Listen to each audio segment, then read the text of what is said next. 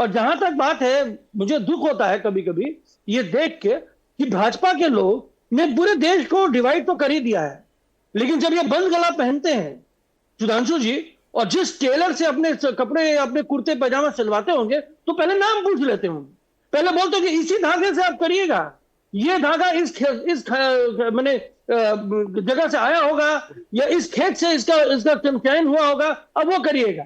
ये 38/70 70/38 ये मत करिए सुधांशु जी।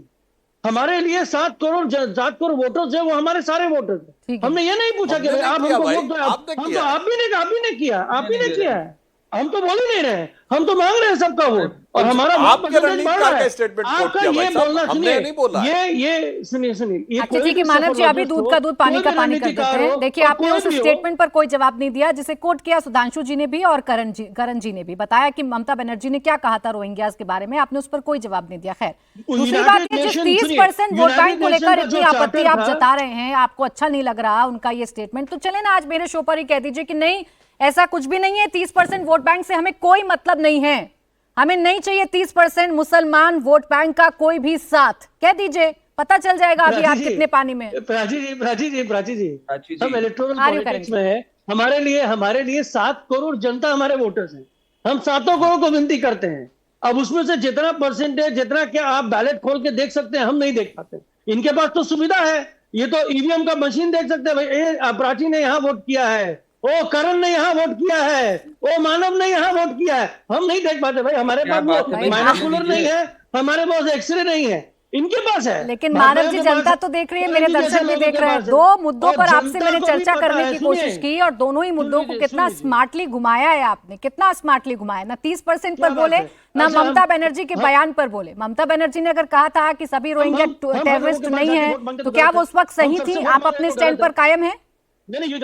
यूनाइटेड नेशन चार्टर के अनुसार ह्यूमैनिटेरियन ग्राउंड में as a chief minister, not only for any community, not for any human, she has done the best what she could have done at the statement, and that is how it should अरे go. अपने लोगों के लिए करिए ना, अपने लोगों के लिए करिए, आप ह्यूमैनिटी दिखाइए, लेकिन अपने लोगों के लिए दिखाइए। कौन रोक रहा है? मैं भी तारीफ करूंगी, मैं भी ताली बजाऊंगी, लेकिन वो लोग जो मेरे देश में घुसपैठिए बनकर रह रहे हैं, उनके लिए मत दिखाइए ना ह्यूमैनिटी। सरकार के तौर पर काम करिए, उसे वोट बैंक मत समझिए। मानव जी बोले। मैडम ममता बनर्जी प्रचारक है Vasudev This universe is one. Okay, done. हम उसके प्रचारक है। मैं मान गई, मैंने मान लिया मानव जयसवाल जी, मैंने मान लिया ममता बनर्जी। मैं तो कहती हूँ स्ट्रॉन्ग लीडर हैं, लेकिन उनके कुछ बयान है उस पर रिप्लाई करना था आपको। बोले आप सुधांशु जी। देखिए प्राची जी, वास्तविकता क्या होता है कि कितना भी स्ट्रांग लीडर हो, सिर्फ ममता जी की बात नहीं, इंडी गठबंधन के जितने स्ट्रांग लीडर हैं, उस वोट बैंक की ताकत ऐसी है ना, सबको मिमियाने पे मजबूर कर देती है। मैं उदाहरण दे रहा हूं दूसरा, अभी जैसे मैंने बांग्ला भाषा का विषय उठाया, तो मानव जी की बात नहीं है, कोई भी तृणमूल कांग्रेस का प्रवक्ता आज तक बता नहीं पाया कि इश्तेहार क्यों रखा, उस वोट बैंक के लिए रखा। आज हिंदुओं में तो कहेंगे ये गुजराती है और ये बंगाली है, मगर याद करिए जिस इलाके में 50% से ऊपर हो गया ना वो वाला वोट बैंक, मुर्शिदाबाद में गुजरात से यूसुफ पठान आता है जो बंगाली का एक शब्द नहीं बोल सकता, मगर अधीर रंजन चौधरी जो इतने लंबे समय तक वहां रहे उस लोकसभा में, अधीर रंजन चौधरी जी की लोकसभा शायद वही, वो हार जाते हैं। वहां बांग्ला भाषी नहीं याद आता है, क्यों?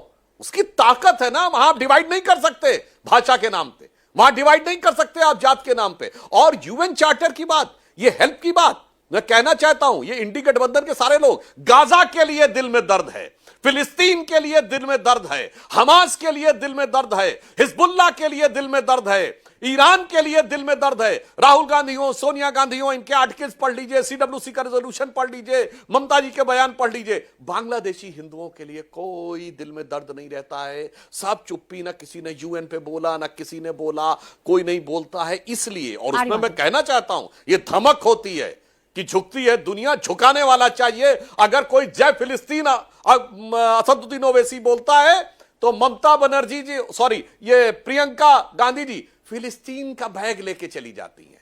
मगर भारत के लोगों के लिए, कश्मीरी पंडितों से लेकर बांग्लादेश के हिंदुओं में कुछ नहीं बोलना है।